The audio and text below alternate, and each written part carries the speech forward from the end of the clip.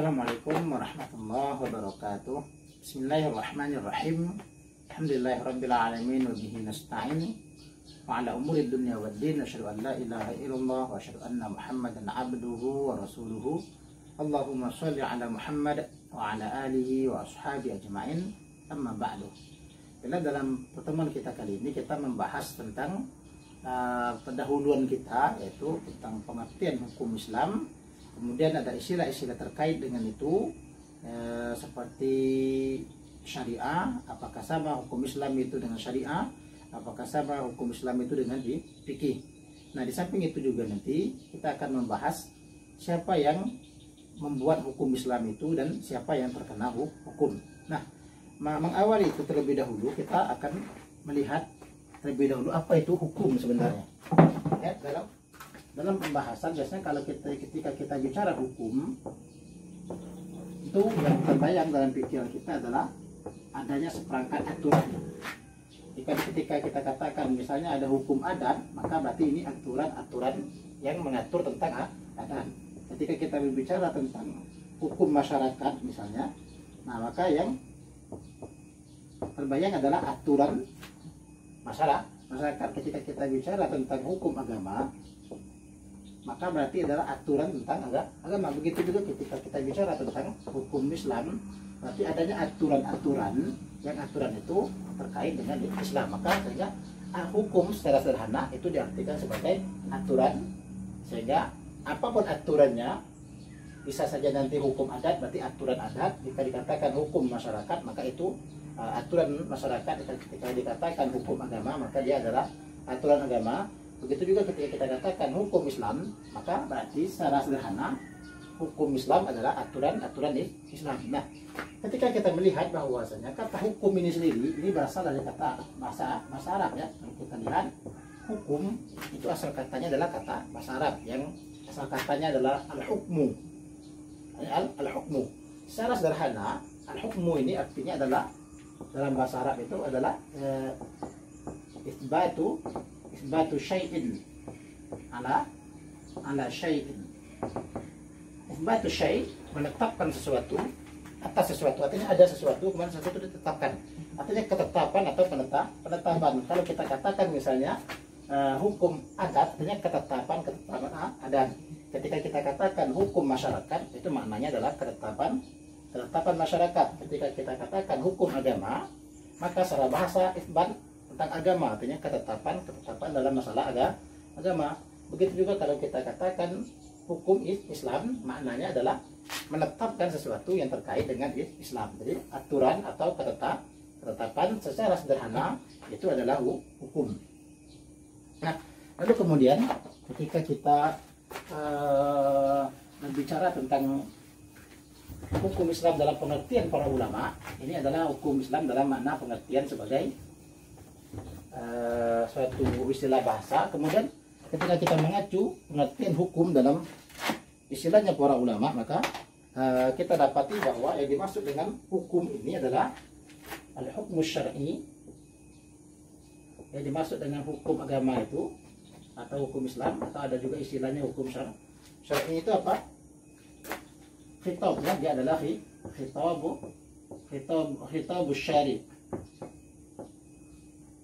Dia adalah khitabus syari'.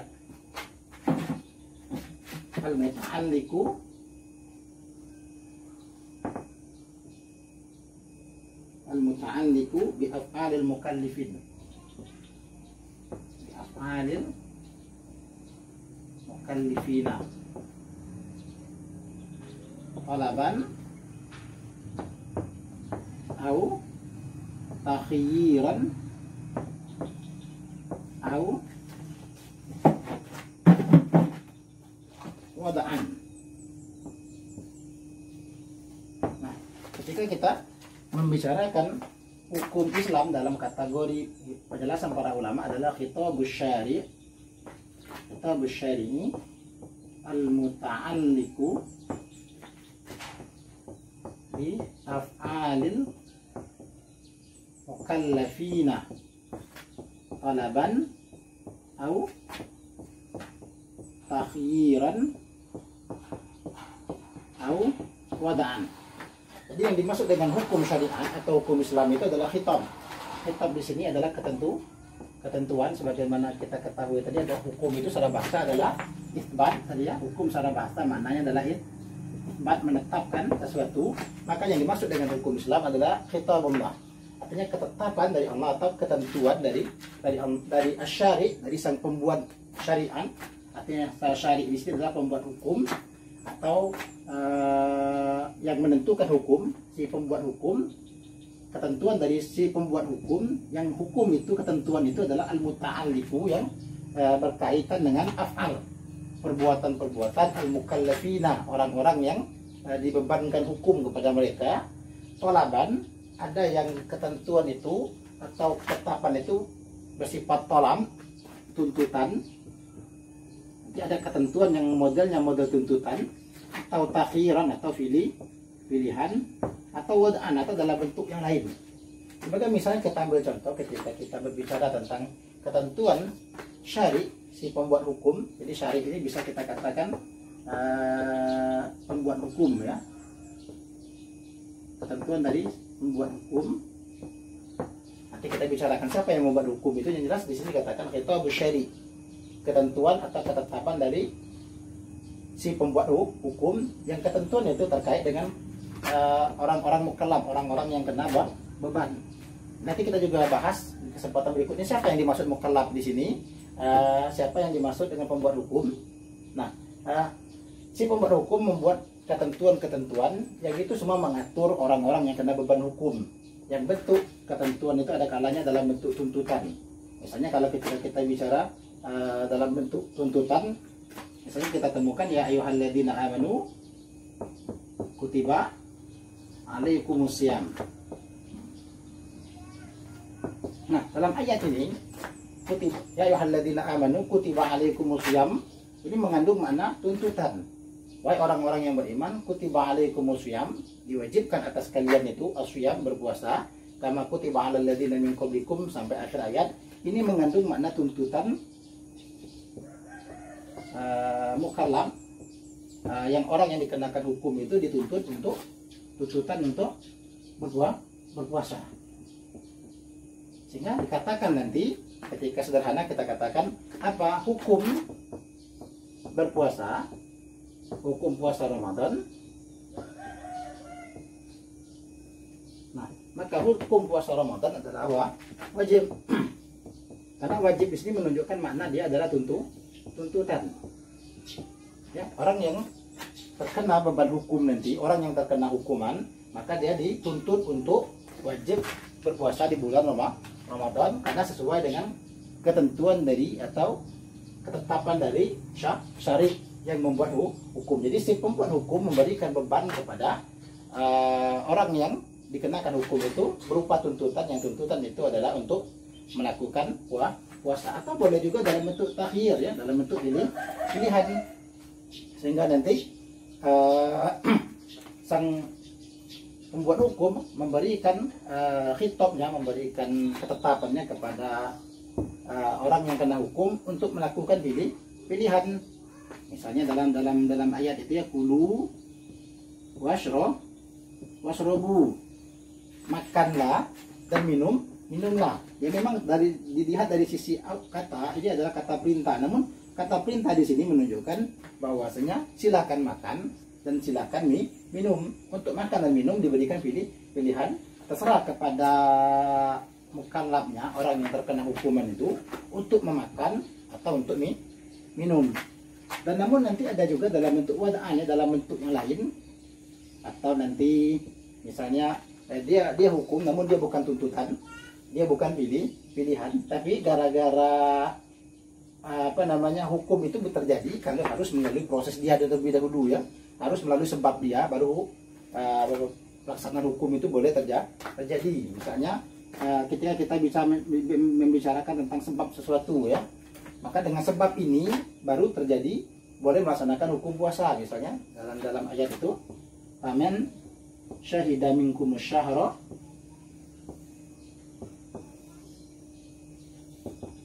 falyasum. Nah, dalam ayat di sini dikatakan faman syahida. minkumus syahra fal yasum. Maka barang siapa paman syahida minkumus syahra, ya. Paman syahida minkumus syahra.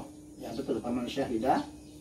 Maka barang siapa yang menyaksikan di antara kalian asy-syahra, akan bulan, yang dimaksud bulan di sini adalah hilal atau awal bulan,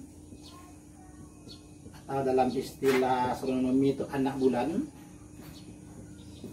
Maka barang siapa yang menyaksikan di antara kalian akan anak bulan ini, falyasum, maka dia diwajibkan untuk berpuasa. Sehingga dengan sebab melihat anak bulan ini,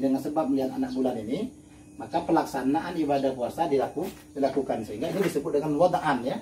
Dengan sebab si mukallaf, orang yang terkena hukum itu melihat adanya hilal, adanya anak bulan, maka ini menjadi sebab adanya tuntutan untuk berpuasa di bulan Ramadan. Sehingga ini dikatakan sebagai wada'an. Jadi kita ulangi sekali lagi bahwasanya hukum syara atau hukum agama itu adalah khitabus syari, ketentuan atau ketetapan dari syari, sang pembuat hukum, yang al-muta'alliqu, yang berkaitan, khitab itu atau ketentuan itu atau ketetapan itu dengan perbuatan-perbuatan al-mukallafin, ya, orang-orang yang terkena hukum. Nah, bentuknya itu boleh saja dalam bentuk tuntutan, dituntut, artinya mau tidak mau dia harus mengerjakan itu, atau takhiran, atau boleh memilih untuk mengerjakan atau tidak, atau wada'an, atau dalam bentuk yang lain. Sehingga dalam bentuknya bisa menjadi sebab, dengan sebab melihat hilal, atau dengan sebab melihat anak bulan ini, maka si mukallaf diwajibkan untuk berpuasa. Karena berdasarkan ayat ini, orang-orang yang beriman itu diwajibkan atas mereka puasa. Di sini menunjukkan adanya tuntutan untuk puasa Ramadan. Namun kapan puasa Ramadan itu dilakukan, kita harus melihat terlebih dahulu. Sehingga datangnya Ramadan itu disebabkan dengan nampaknya bulan, ya, nampaknya hilal atau anak bulan Ramadan. Sehingga dengan terlihatnya atau nampaknya hilal ini atau awal bulan Ramadan ini menjadi sebab, ya, menjadi wada'an bagi adanya tuntutan untuk melakukan ibadah puasa. Ini sekilas awal dari pengertian daripada hukum itu sendiri atau hukum Islam, ya. Nah, hukum Islam itu tadi adalah khitabus syari, ketentuan dari si pembuat hukum. Nah, kemudian kita berpindah kepada pengertian yang kedua. Yang kita bahas, pengertian yang kedua adalah terkait dengan fikih, ya, atau syarak terlebih dahulu. Tadi kita bicara di sini disebutkan bahwasanya hukum Islam itu adalah khitabus syari. Nah, kalau begitu kita lihat artinya ketentuan si pembuat syariat. Sekarang kita lihat apa itu syariat, ya. Kita ulangi sedikit. Kalau yang dikatakan hukum tadi adalah khitabus syari. Kita ulangi, khitabus syari al-muta'alliqu bi af'alil mukallafina, ya. Af'alil mukallafina, khitabus syari al-muta'alliqu bi af'alil mukallafina talaban au takhiran au wada'an. Ini pengertian daripada hukum tadi. Nah, ketika bicara hukum tadi kita dikatakan adanya ketetapan atau, ya, ketentuan dari si syari, si pembuat syariat atau si pembuat hukum. Kalau begitu, apa itu syariat? Nah, kita pindah ke berikutnya adalah apa itu syariat. Ketika kita katakan bahwasanya hukum Islam adalah ketentuan dari si pembuat syariat, maka kita harus tahu apa itu syariat terlebih dahulu. Nah, pengertian syariat di sini disebutkan bahwasanya apa yang dimaksud dengan syariat itu, secara sederhana, secara bahasa, syariat itu maknanya adalah at-thariq, ya. At-thariq, ya, jalan. Jika ada ungkapan misalnya dalam bahasa Arab itu, ya, misalnya syari, arif, rahman, hakim, artinya menunjukkan itu adalah syari, arif, rahman, hakim, artinya thariq, arif, rahman, hakim, jalan, arif, rahman, Seperti misalnya katakan ya Syari Jambi Pekanbaru, artinya Taurik Jambi Pekanbaru ya, jalan Jambi Pekanbaru. Jadi secara bahasa syariat maknanya adalah Taurik, atau bahasa kitanya adalah jalan. Ketika dikatakan syariat agama artinya jalan agama. Ketika dikatakan syariat Islam ya, ketika katakan nanti ada syariat Islam artinya itu adalah jalan Islam. Kalau dikatakan syariat agama secara bahasa dia adalah jalan agama. Itu kalau pengertian syariat menurut pengertian bahasa. Namun apa pengertian syariat dalam istilah para ulama? Syariat dalam istilahnya para ulama adalah ma syara'ahu Allahu ala lisani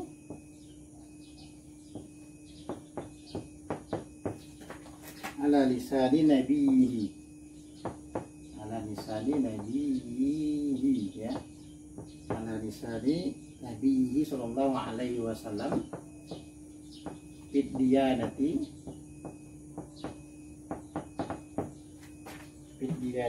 wa ala alsinatil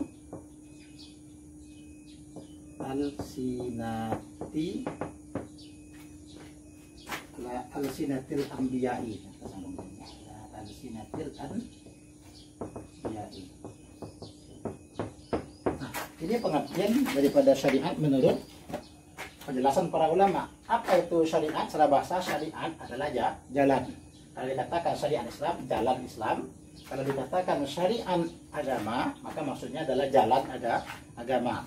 Nah, kalau kita masukkan dalam pengertian yang dipahami oleh para ulama, yang diberikan penjelasan oleh para ulama, apa itu syariat? Apa itu syariat? Ketika kita bicara tadi ya, kitabus syari, kita ulangi di sini adalah pembuat syariat. Nah ya, yang membuat syariat, berarti kita harus menjelaskan syariat dulu. Syariat itu kalau begitu adalah apa itu syariat? Apa-apa yang syara'ahu, yang telah menjalankan akan dia, akan apa-apa tadi, Allahu oleh Allah, ala lisani, atas lisan atau atas lidah nabiyihi, nabinya. Nabi yang dimaksud di sini adalah Nabi Muhammad sallallahu alaihi wasallam, fid diyanati ya, dalam masalah agama. Dia nanti dalam masalah agama, wa ala alsinati, dan atas lisan-lisannya al-anbiya, para nabi. Artinya apa-apa yang telah Allah jalankan melalui lidahnya para ulama, melalui ucapannya melalui lisannya para nabi, melalui lisannya Nabi Muhammad SAW, apa-apa yang telah Allah jalankan di atas lidahnya Nabi Muhammad SAW, dan itu dalam masalah agama. Artinya apa-apa yang Allah berikan kepada Nabi Muhammad melalui lidah Nabi Muhammad, melalui ucapan Nabi Muhammad itu dalam masalah agama. Dan itu juga termasuk syariat, apa-apa yang Allah jalankan pada lidah-lidahnya para nabi yang lain, baik Nabi Muhammad maupun nabi-nabi yang lain, dimulai dari Nabi Adam sampai kepada Nabi Muhammad. Apa yang Allah berikan kepada mereka itu terkait masalah agama, itu adalah syariat. Jadi apa-apa yang dibawa oleh Nabi Muhammad, kita sederhanakan ya, apa yang dibawa, nah apa yang dibawa oleh, kita sederhanakan pengertiannya, apa yang dibawa oleh Nabi Muhammad dan para nabi, yang itu semua terkait masalah agama, yang terkait agama, dia adalah syariat. Apa yang Nabi Muhammad bawa tentang agama, apa yang dibawa oleh nabi-nabi yang lain tentang agama, maka dia adalah syariat. Maka nanti kita akan temukan, nanti ini disebut dengan syariatnya Nabi Ibrahim. Ini syariat Ibrahim, artinya apa-apa yang Allah jalankan kepada lidahnya Nabi Ibrahim. Ini kata-katakan nanti ini syariatnya Nabi Musa. Syariatnya Nabi Musa berarti apa yang telah Allah jalankan melalui lidahnya Nabi Musa, artinya apa-apa yang dibawa oleh Nabi Musa. Ketika kita akan nanti ada katakan syariat Nabi Isa, artinya apa-apa yang Allah berikan kepada Nabi Isa terkait masalah agama, atau yang dibawa Nabi Isa terkait masalah agama, maka dikatakan itu syariatnya Isa, dan begitu seterusnya. Nanti syariatnya Nabi Daud dan lain. Maka makna syariat dalam makna pengertian para ulama adalah apa-apa yang dibawa oleh Nabi Muhammad, sesuai dengan apa-apa yang telah Allah jalankan melalui lidahnya Nabi Muhammad dan yang dibawa oleh para nabi, wa ala alsinati anbiya, apa-apa yang telah Allah jalankan melalui lidahnya para nabi yang lain. Dan itu semua terkait dengan masalah fiddiyanati, ya, fiddiyanati dalam masalah agama. Sehingga kalau yang bukan masalah agama itu bukan dikatakan syariat. Kalau apa-apa yang dibawa oleh Nabi Muhammad namun bukan kaitan dengan masalah agama, itu bukan syariat. Apa yang dibawa oleh Nabi Ibrahim, Nabi Daud, Nabi Musa atau Nabi Isa, maka itu bukan masalah agama. Mungkin itu masalahnya lain, itu masalah keduniaan. Tapi kalau menyangkut urusan diana, urusan agama, masalah agama yang bawanya Nabi Muhammad atau nabi-nabi yang lain, ya, nabi-nabi yang lain, kalau terkait masalah agama maka dia dikatakan syariat. Kalau begitu kita fokuskan kembali apa yang dibawa oleh Nabi Muhammad. Apa yang dibawa oleh Nabi Muhammad?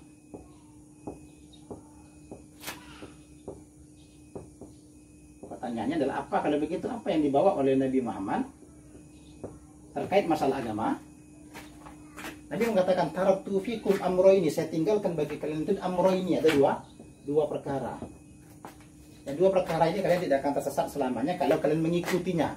Artinya dua perkara ini adalah perkara yang telah Allah jalankan melalui lidahnya Nabi Muhammad, ya. Nanti apa yang dibawa Nabi Muhammad, Nabi katakan, aku tinggalkan kepada kalian dua perkara yang kalau kalian pegang teguh maka kalian akan selamat. Yang pertama adalah kitabullah. Nah, Nabi Muhammad mengatakan yang pertama satunya adalah kitabullah. Apa itu kitabullah? Al-Quran.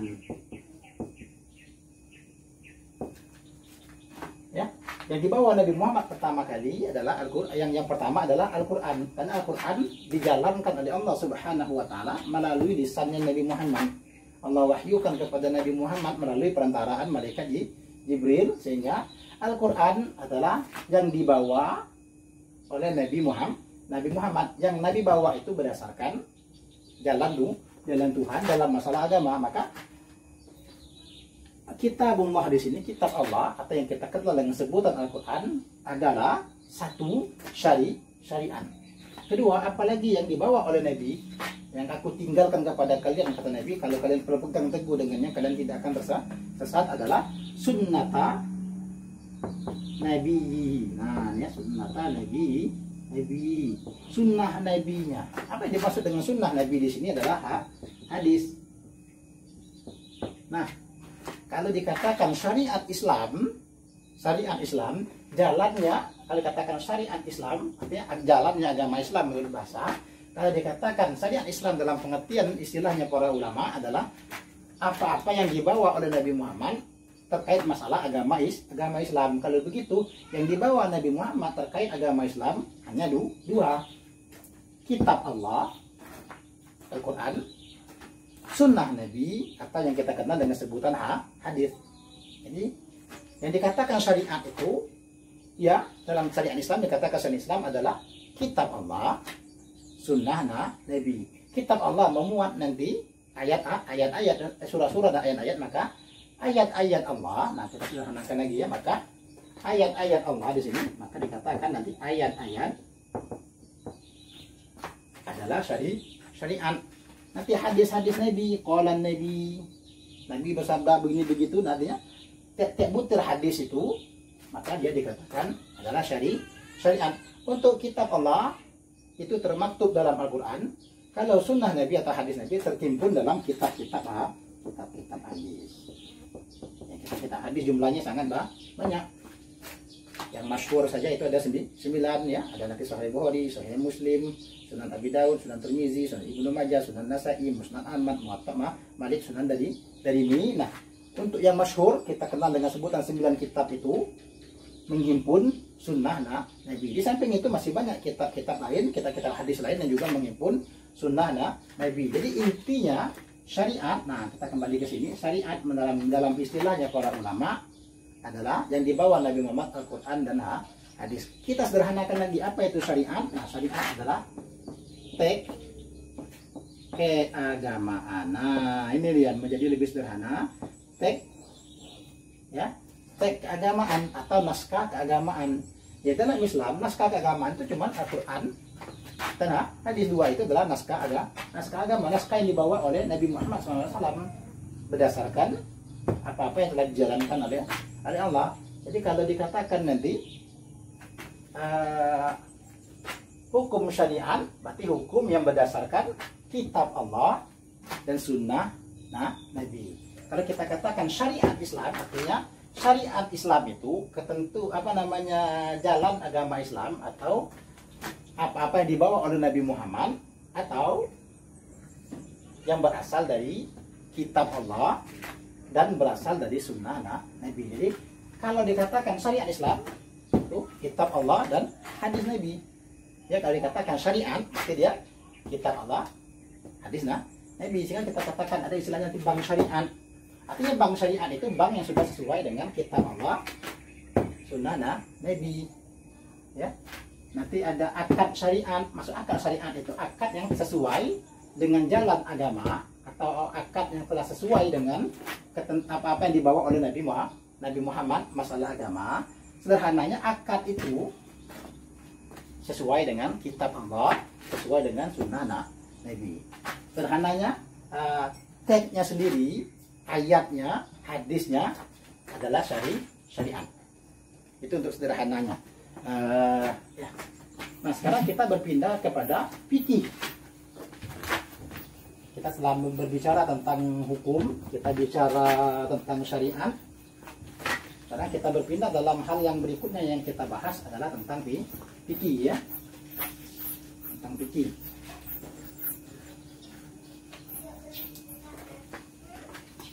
Jadi kita tulis dan ulang di sini. Untuk syariat, asyari'atu kita tulis kecil saja. Asyari'atu di sini ma syara'ahu Allah Ta'ala ala lisani, kita kecilkan saja, lisani nabihi wa ala al fidiyanati, ya, tertinggal ya, fidiyanati terlebih dahulu, lisani nabihi fidiyanati wa ala al-sinatil anbiya'i. Ini kita pengertian 1, pengertian 2 syariat. Nah, yang ketiga kita masuk dalam pengertian al-fiqhu. Ya, kami tidak pernah dalam pelajaran kami di pondok tidak ada pelajaran hukum Islam. Kami di sekolah dulu tidak ada pelajaran syariat, tapi kami belajar fikih. Ya, tapi kalau dilihat isi fikih, ya ketentuan si pembuat syariat. Kalau dilihat dari pelajaran fikih ya tentang ya Al-Quran tadi, tentang hadis tadi. Kalau begitu, apa itu fikih? Nah, apakah sama fikih dengan ini? Nah, sekarang kita lihat apa pengertian fikih. Secara bahasa fikih itu pengertian adalah al-fahmu, paham. Secara bahasa, kalau bicara fikih itu paham. Artinya apa itu fikih? Ya paham. Kalau fikih agama, paham agama. Ya. Kalau fikih hukum artinya paham hukum. Kalau fikih Islam artinya paham Islam. Nah, tapi apa pengertian fikih dalam istilahnya para ulama? Nah, ini dilihat di sini. Pengertian fikih dalam istilahnya para ulama adalah al-ilmu. Nah, ini dia pengertiannya. Al-ilmu bil ahkami syar'iyyati al-muktasabu, maaf ada tertinggal ya, syar'iyyatil amaliyati. Nah, ini dia syar'iyyatil amaliyati al-muktasabu, kurang gigi ya, al-muktasabu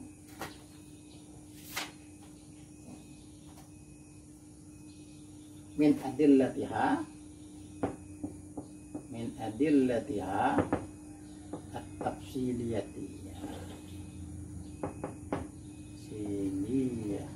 Nah, jadi fikih itu apa? Al-ilmu adalah ilmu bil ahkam, ilmu yang terkait dengan hukum-hukum. Ahkam ini jamak dari kata hukum, artinya ilmu yang terkait dengan hukum-hukum. Ini ya, kembali ke sini, ilmu yang terkait dengan hukum-hukum, hukum-hukum ini asy-syar'iyyati. Nah, ini asy-syar'iyyati, yang hukumnya ini adalah hukum syariah, hukum yang sesuai syariat. Al-amaliyah, amaliyah ya. Di sini amaliyah atau perbuatan. Amaliyati, hukumnya terkait ini yang amaliyah. Al-muktasab, yang diusahakan. Al-muktasabu, yang didapatkan atau yang diusahakan. Min, dari adillatiha, dalil-dalilnya hukum ya, dalilnya hukum. At-tafsiliyah, nah tadi pengertian ini kita lihat jelas ya. Kalau fikih itu ilmu yang berkaitan dengan hukum-hukum syariat, terkait dengan hukum-hukum syariat yang bersifat amalia, bersifat perbuatan, yang itu didapatkan dari mana? Dari dalil hukum yang rinci, artinya ada dalil-dalilnya, ada dalil-dalilnya yang secara rinci. Itu semuanya adalah nanti menghasilkan hukum. Jadi berarti di sini ada menjadi sebuah ilmu. Ya, fikih adalah sebuah ilmu. Kalau begitu, fikih adalah sebuah ilmu. Ilmu ini terkait hukum. Nah, dia ilmu ini terkait hukum. Apa hukum tadi? Ketentuan si pembuat hukum. Ilmu yang terkait dengan ketentuan si pembuat hukum yang terkait dengan perbuatan orang yang dibebankan hukum. Itu adalah ilmu yang membahas ini adalah fikih. Dan hukumnya ini syariah, sesuai syariat, sesuai dengan apa-apa yang telah Allah berikan kepada Nabi Muhammad tentang masalah agama dan nabi-nabi yang lain. Syariatnya kembali sesuai ke sini. Berarti fikih tidak berbicara hukum yang tidak berdasarkan ini, tidak. Fikih tidak berbicara tentang hukum lain yang tidak sesuai dengan ini. Kalau itu berdasarkan dari adat, maka dia bukan syariat. Maka atau hukum yang lain, maka bukan fikih. Maka kalau ketika dikatakan hukum-hukum selain hukum agama Islam, maka dia bukan dikatakan fikih. Yang itu bersifat amaliyah, perbuatan. Karena nanti hukum syariat itu ada yang bersifat amaliyah, ada nanti yang bersifat i'tiqadiyah. Ini bersifat amaliyah, perbuatan. Ini yang bersifat perbuatan. Ada nanti bersifat i'tiqadiyah, keyakinan. Nah, yang dimaksud yang kita bahas dengan fikih itu adalah amaliyah, perbuatan. Contoh perbuatan puasa, ini adalah sebuah perbuatan. Nanti kita katakan jual beli, perbuatan. Ketika kita katakan nikah, perbuatan. Katakan lagi cerai, perbuatan. Jadi dikatakan mencuri, yang semuanya adalah amaliyah, perbuatan. Maka hukum-hukum yang mengatur perbuatan si mukallaf, orang yang kena hukum, ilmu yang mengatur itu adalah ilmu yang mengatur itu disebut dengan fikih, karena dia menyangkut masalah hukum-hukum syariat yang berbentuk amaliyah, perbuatan. Apa saja perbuatannya dan lain banyak lagi perbuatan lainnya. Nah, perbuatan itu hukum yang mengaturnya, kalau dia sesuai dengan syariat, itu adalah fikih. Yang ini semua al-muktasab ya, diambil, diusahakan, didapatkan dari dalil-dalil hukum. Makanya nanti kita akan bicara dalil-dalil hukum Islam. Apa saja dalil-dalilnya? Intinya, kalau ilmu itu membahas hukum syariat perbuatan yang dia didapatkan dari dalil, artinya ketika kita bicara itu nanti kita katakan ya hukumnya apa? Kita katakan tadi hukum puasa. Hukum puasa adalah tuntutan ya, puasa itu kita dituntut puasa sehingga nanti puasa menjadi wajib. Puasa jadi wajib, tuntutannya ada ayatnya, ada syariatnya, ada ayatnya, ada hadisnya. Karena syariatnya begitu, ada hadisnya, ada ayatnya. sesuai dengan syariat, ada ayatnya, berarti ada hadisnya, ada tuntunannya, maka yang menjadi wajib karena memang ada ayat atau ada hadisnya, jadi sesuai dengan syariat. Dan ini semua kita mengetahui menjadi wajib, kita tahu menjadi wajib itu adanya dalil. Nah, ilmu yang membahas, mengambil ayat, mengambil kesimpulan dari ayat, mengambil kesimpulan dari hadis dengan menggunakan cara pendalilan ini, sehingga kita tahu bahwasanya hukum puasa itu adalah wajib. Itu ilmu yang membahas ini semua adalah jadi sederhananya adalah, kita sederhanakan fikih, ilmu. Nah, ini dia ilmunya. Ilmu untuk tahu ketentuan Allah, ilmu untuk tahu ketentuan si syari, ya, ketentuan si pembuat syariat. Ilmu, dengan ilmu itu kita tahu ketentuan si pembuat syariat, si pembuat syari yang dia syariah, ya, yang dia syariah sesuai syariat, sesuai dengan ini ketentuan di sini disebut hukum, ya, sesuai dengan ketentuan, sesuai dengan syariat, artinya sesuai dengan kita sederhanakan, ini penjelasannya agak kurang tepat, yang dia sesuai dengan Quran, hadis, artinya di sini syariat. Nah, itu dia, ya, ilmu tentang hukum syariat, ilmu, ya, ilmu. Nah, ini ilmunya nih, ilmu tentang hukum syariat. Jadi ilmu yang membahas hukum syariat adalah fikih. Jadi ada, kalau begitu kesimpulannya, hukum syariat, fikih berhubungan tapi mereka berbeda. Kita jelaskan perbedaannya lagi adalah letak, kalau kita ingin menentukan di mana letak perbedaannya. Hukum berisi ketentuan si pembuat syariat, si pembuat hukum itu. Syariat adalah apa-apa yang dibawa oleh Nabi. Apa-apa yang dibawa oleh Nabi, artinya Al-Quran dan hadis. Fikih, ilmu yang membahas tentang hukum, yang hukum itu sesuai dengan apa-apa yang dibawa oleh Nabi Muhammad SAW. Ilmu yang membahas tentang hukum, yang hukum itu sesuai syariat. Itulah fikih. Dari sini kita bisa memahami dengan jelas perbedaan, kesamaan daripada hukum, syariat, dan fikih. Baiklah, kita akan lanjutkan ke dalam video pembahasan kita selanjutnya, yaitu tentang siapa yang membuat hukum Islam itu, ya, siapa si pembuat hukum.